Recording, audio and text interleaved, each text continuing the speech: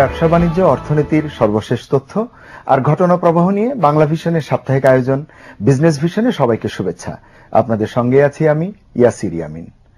দর্শক, আমার দেশ আমার আশা, দেশীয় ফার্নিচারের সাজাবো বাসা, এই স্লোগান নিয়ে গেল সপ্তাহে শুরু হয়েছে 10ম জাতীয় ফার্নিচার মেলা। দেশীয় কাঁচামাল ব্যবহার, উন্নত প্রযুক্তি ও দক্ষ জনশক্তি কাজে লাগিয়ে দেশের ফার্নিচার শিল্পকে বিশ্ববাজারে ছড়িয়ে দিতে এই মেলার আয়োজন। ফার্নিচার শিল্পের নানান খুঁটিনাটি বিষয় নিয়ে আলোচনা করতে আমাদের সঙ্গে স্টুডিওতে উপস্থিত আছেন বাংলাদেশ ফার্নিচার এক্সপোর্টার্স অ্যাসোসিয়েশনের মহাসচিব স্থপতি ফেরদৌস আহমেদ এবং পলিসি রিসার্চ ইনস্টিটিউটের নির্বাহী পরিচালক ডক্টর আহসান মনসুর। স্টুডিওতে আপনাদের স্বাগত।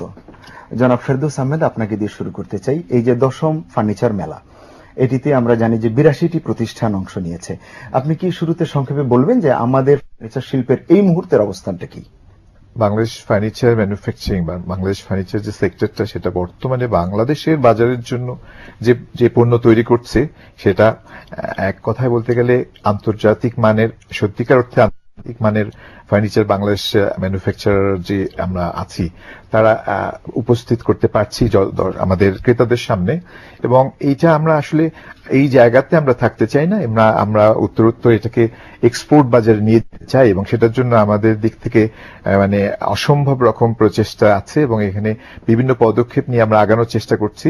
এবং আপনি বুঝতে পারছেন যে বাংলাদেশ ফার্নিচারের যে জগৎ এখন তৈরি হয়েছে সেটা কিন্তু এক সময় এই জগৎ ছিল না, এবং এটা উত্তরোত্তর মানে যে উন্নতি লাভ করছে সেটার পেছনে অনেক লোকের শ্রম, অনেক লোকের চেষ্টা, অনেক লোকের ইচ্ছা নিয়ে এগিয়ে আসছে। এবং আজকে যে 10ম ফার্নিচার জাতীয় ফার্নিচার মেলাটা যেটা দেখছেন আপনারা, আপনি বলছেন যে আমাদের 80-এরও এক প্রতিষ্ঠান এখানে অংশগ্রহণ করছে এবং আমরা আসলে 80-র সংখ্যায় বেড়েছে এবং আমরা বলতে পারি যে শুধু সংখ্যায় বাড়ে নাই, এরা মানের দিক থেকে অনেক দূরে গিয়ে এসছে, যেটা আপনাদের সামনে প্রদর্শন করার মতো একটা জায়গায় এসে পৌঁছেছে বাংলাদেশ ফার্নিচার।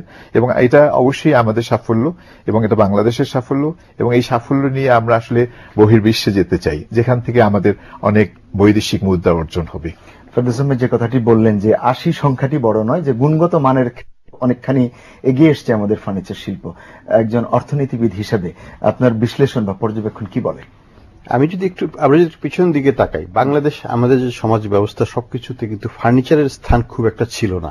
আমরা যখন ছোট ছিলাম আমাদের বাসাতে খুব একটা ফার্নিচার আমরা বা আশেপাশে ফার্নিচার খুব একটা দেখতাম না, খুব সাধারণ ফার্নিচার ছিল।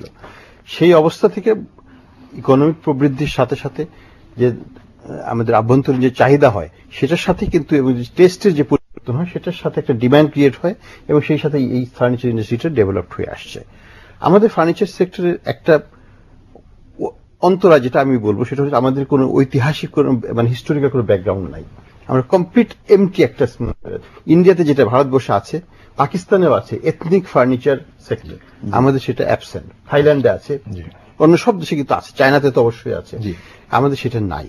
সেই ভ্যাকুয়াম সত্ত্বেও তো আমরা সেই ভ্যাকুয়াম থাকা সত্ত্বেও এটা হয়ে যাচ্ছে এখন, সেটা হচ্ছে যে বাইরের থেকে বাইরের ডিজাইন বেসড নিয়ে আমরা মোটামুটি ভাবে একটা ক্রমশ একটা এক্সপোর্ট সেক্টরের দিকে আমরা যাচ্ছি এবং সেটা খুবই এনকারেজিং। এবং সেই দিক থেকে দেখতে গেলে আমরা যেটা সামগ্রিক অর্থনৈতিক থেকে আমি যখন দেখি যে ফার্নিচার সেক্টরটা আমরা আমাদের এক্সপোর্টের যদিও 2টা বা 3টে মেইন আইটেম আছে, কিন্তু তারপরেই কিন্তু একটা প্রায় গোটা 50-60টা সেক্টর আছে যেটা বিকাশমান, এবং ফার্নিচার সেক্টর হচ্ছে তার মধ্যে একটা অন্যতম। ফার্নিচার শিল্পের যে গ্লোবাল মার্কেট, যেটা আন্তর্জাতিক বাজার হচ্ছে প্রায় $5,000 কোটি। তো এই বাজারে আমাদের এই মুহূর্তে আমরা যেটা জানি যে $2,10 লাখ মতো, এবছরের টার্গেট হচ্ছে $2,50 লাখ। তো আমরা $5,000 কোটি মধ্যে আমরা কতটুকু আমরা শেয়ার করতে পারি? শেয়ার করার জন্য আপনি কতটা প্রস্তুত হচ্ছেন সেটা অনুযায়ী কিন্তু আপনি শেয়ার করতে পারবেন। আসলে প্রস্তুতিটা শুধু আমরা ফার্নিচার যারা তৈরি করছি তাদের দ্বারা না, মানে পুরো জাতিতেই ফার্নিচার এক্সপোর্ট করব, এরকম প্রচেষ্টা আমরা ফার্নিচার এক্সপোর্ট করব, এরকম একটা লক্ষ্য নিয়ে যদি আমরা আগাই, তাহলে আপনি যে অ্যামাউন্টের কথা বলেছেন এটা খুবই নগণ্য, এর চেয়ে কয়েকশো গুণ বাড়া সম্ভব, এটা আমরা মনে করি। বিকজ আমরা একটা মানে বর্তমান অবস্থায় যদি চেক করি তাহলে দেখবেন যে বহির্বিশ্বে যে ফার্নিচার এক্সপোর্ট হচ্ছে, মানে যে আমদানি রপ্তানি হচ্ছে, তার মধ্যে যারা ফার্নিচার এক্সপোর্ট করছে তাদের মানে আমি বলবো যে অধিক সংখ্যক না, 90% উপরে হচ্ছে এশিয়ান দেশগুলি যারা ফার্নিচার এক্সপোর্ট করছে, এবং তারা আমাদের নেইবারিং কান্ট্রি।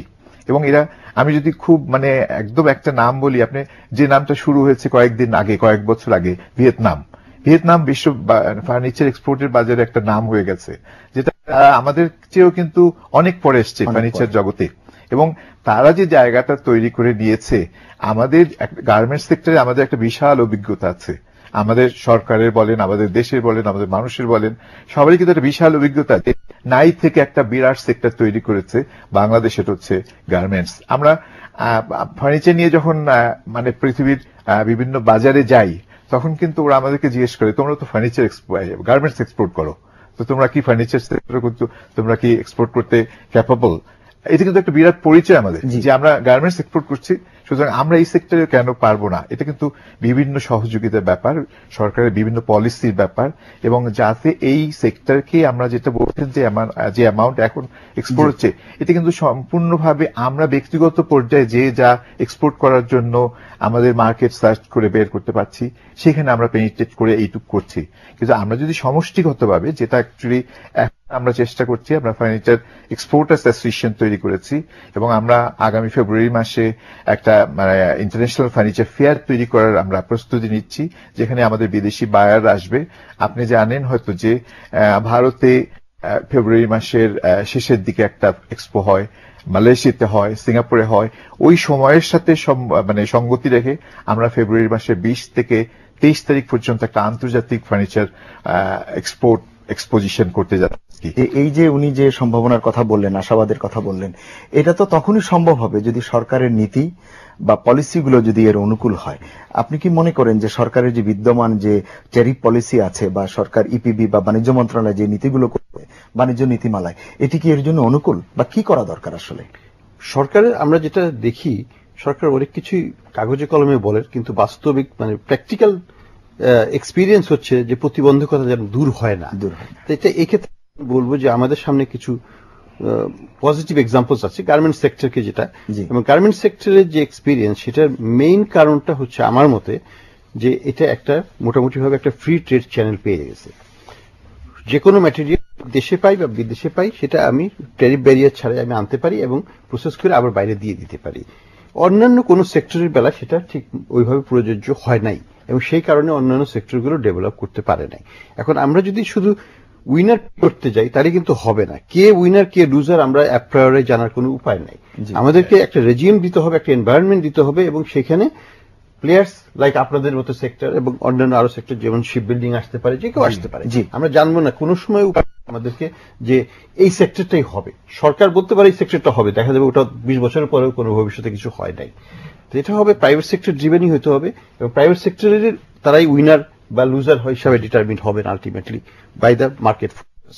তো আমি যেটা বলবো সরকারের পক্ষ থেকে, যে গার্মেন্ট সেক্টরকে যে ধরনের নীতিমালাতে দেওয়া হয়েছে, সেই একই নীতিমালা যদি এই সেক্টর এবং অন্যান্য সেক্টরকে দেওয়া হয়, আমার মতে বাংলাদেশে অ্যাটলিস্ট আরো 15 থেকে 20টা সেক্টর ডেভেলপ হতে পারে। সরকারের বেশি কিছু করার দরকার নেই, সরকারকে একটা সিম্পল নীতিমালা দিয়ে ওই নীতিমালাটাকে বাস্তবায়ন করতে হবে। আমরা চাই না সরকার থেকে পয়সা দেওয়া হোক বেশি, কিন্তু আমি যেটা চাই সরকারের সহায়তা হবে, যেন কোন রকমের প্রতিবন্ধকতা না থাকে সরকারের তরফ থেকে। আপনাদের মেলা উদ্বোধন করতে গিয়ে বাণিজ্য মন্ত্রী বলেছিলেন যে আপনাদেরকে যে নীতি সহায়তা যা দরকার এবং শুল্ক কমিয়ে যে সহায়তা দেওয়া দরকার এটি দেবেন। কিন্তু আমরা জানি যে 2012-2015 মেয়াদের 3 বছর মেয়াদী যে বাণিজ্য নীতিমালা, এটিতে বিভিন্ন ক্ষেত্রে বরং আপনার শুল্ক বাড়ানো হয়েছে। জি, এই বিষয়টি নিয়ে আপনার যে সুনির্দিষ্ট যদি কোনো পরামর্শ থাকে। আমরা যদি ফার্নিচার সেক্টরের কথা বলি, আপনি যে দেখবেন যে এর 90% যে র মেটেরিয়াল কাঁচামালটা কিন্তু ইম্পোর্ট হয়। এটা কিন্তু আমরা বারবারই সরকারকে বলে আসছি যে আমাদেরকে যদি না কমানো হয়, আমরা র মেটেরিয়াল তৈরি করি না। আমরা কম্পিট করছি কাদের সাথে? যেসব দেশ র মেটেরিয়াল তৈরি করে তাদের সাথে। তো সুতরাং আপনি যদি ওইখানে আমাদেরকে কোনো সাপোর্ট না দেন, তাহলে এই সেক্টর তো ডেভেলপই করবে না। আমরা জানি যে আপনি বিভিন্ন সরকারি যে নীতি আদর্শ তৈরির ক্ষেত্রে আপনিও সম্পৃক্ত থাকেন। এক্ষেত্রে এই যে বাধা দুই একটি সুনির্দিষ্ট করে বলেন, কি করে দূর করা যায়? একটা যেমন আমি অনেক সময় দু একবার মেনশন করেছিলাম, সেটা হচ্ছে যে এক ধরনের মানে open bonded warehouse system introduce করতে পারেন, যেখানে মানে আমরা যদি মেগা বন্ডেড ওয়্যারহাউস থাকে, তাহলে পর সাপ্লাইজ গুলো রেডিলি এখানে পাওয়া যাবে, দেশেই পাওয়া যাবে এবং চাইলেই পাওয়া যাবে ডিউটি ফ্রি অবস্থায়, এবং আমি এক্সেপ্ট করার সাথে সাথে ওটাকে অফসেট করে দেওয়া যাবে। তা আমি যদি ওই মাইন্ডসেট একটা ব্লক নিয়ে বসে থাকি ওখান থেকে ট্যাক্স ইভেশন হয়ে যাবে, তাইলে কিন্তু আমি আগাতে পারবো না। আমার কথা ট্যাক্স ইভেশন ঠেকানোর জন্য তুমি ডেজিগনেটেড এরিয়া করার দরকার হলে ওখানে দুর্গ বানিয়ে ফেলো, কিন্তু make the things available inside that store and make it accountable as it comes and goes. তাহলে পরে কিন্তু প্রবলেমটা সলভ হয়। কিন্তু এটা করতে প্রাইভেট সেক্টর কিন্তু সবসময় উদ্যোগী হবে। সরকারের থেকে দরকার জাস্ট একটা নীতি, ঠিক আছে, এক্সপেরিমেন্টাল বেসিসে যদি 2টা বা 3টা মেগা শপ দেওয়া হয় এবং ওটাকে ভালোভাবে সুপারভাইজ করা হয় ইলেকট্রনিক্যালি এন্ড কম্পিউটার দিয়ে স্টক ইনভেন্টরি রেখে করুক, আমার কোনো আপত্তি নেই। খুব সুন্দর প্রস্তাব। তাহলে কিন্তু হতে পারে। আমাদের স্ক্রু থেকে শুরু করে এভরিথিং ইম্পোর্ট হয়, তো আমরা যদি এক্সপোর্ট করতে চাই গ্লোবাল মার্কেটে আমাদেরকে কম্পিট করতে হচ্ছে কাকে? চায়নাকে, যে স্ক্রু তৈরি করে তাকে।